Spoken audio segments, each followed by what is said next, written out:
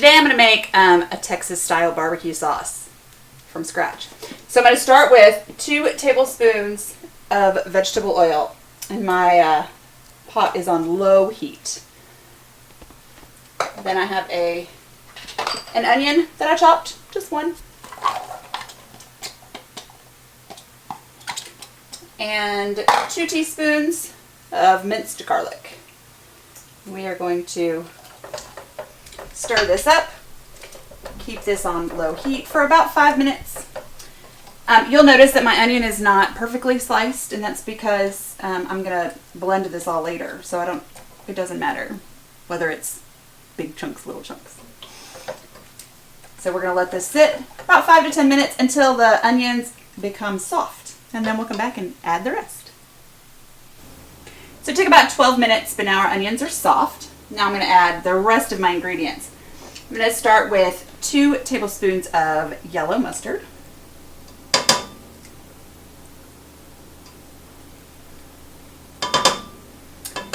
I have half of a cup of apple cider vinegar.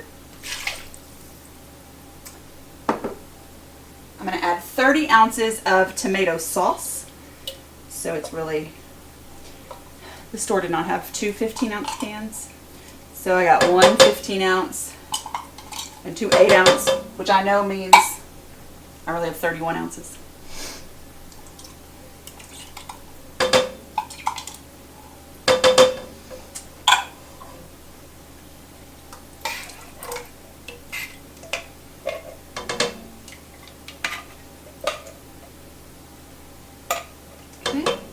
I have a 6-ounce can of tomato paste.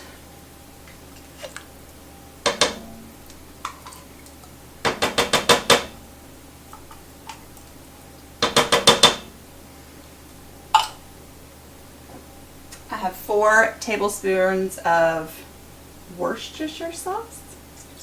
Please don't make me say that again. A half a cup of molasses.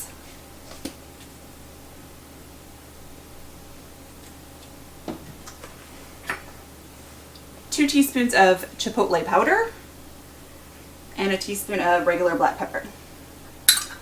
I'm going to stir all this together. We're going to turn up the heat to get it to boil, and then I'm going to reduce it to a simmer and let it simmer for about 10 minutes so that all of those ingredients can kind of meld together.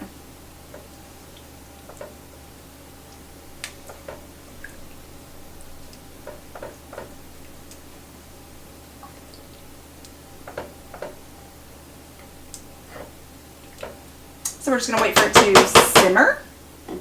I'm sorry, we're going to wait for it to boil, and then we'll reduce the heat. So our sauce has come to a boil. Now I'm going to reduce the temperature to about a 1, and we're going to leave it here for about 10 minutes, and then we'll be back. So our barbecue sauce has been simmering for about 10 minutes. I've removed it from the heat. Now we're going to let it cool down to room temperature, and then I'm going to blend it. If at this point you have an immersion blender and you want to use it, this is a good time, and you can do it right in the pan. I'm going to use my regular blender because I don't want to scratch up the bottom of my fabulous non-stick pan. Alright, so my barbecue sauce that I made is now cooled to room temperature. So I'm going to pour it into my blender. And not all of it because it won't all fit.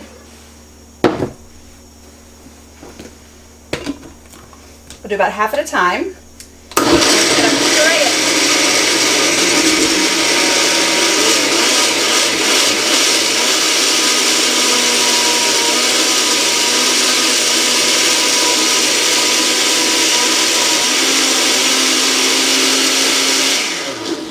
I'm going to check and see, make sure that it's nice and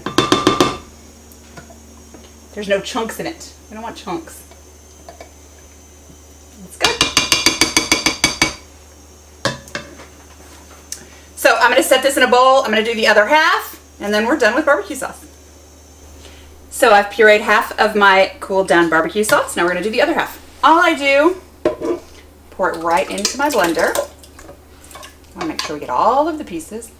I can only do about half at a time because if I overflow the blender, then it seeps out the sides and it makes a very big mess. And no one wants to help me clean up my big messes. Okay, so we got everything out. Lid on. Just put it on puree or food process, whichever one is easier on you.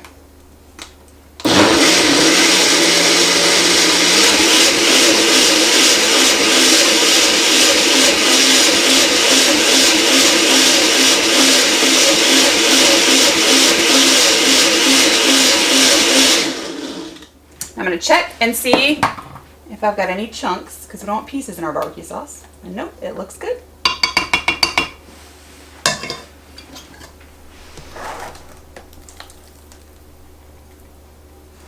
And there we have it. Homemade Texas barbecue sauce.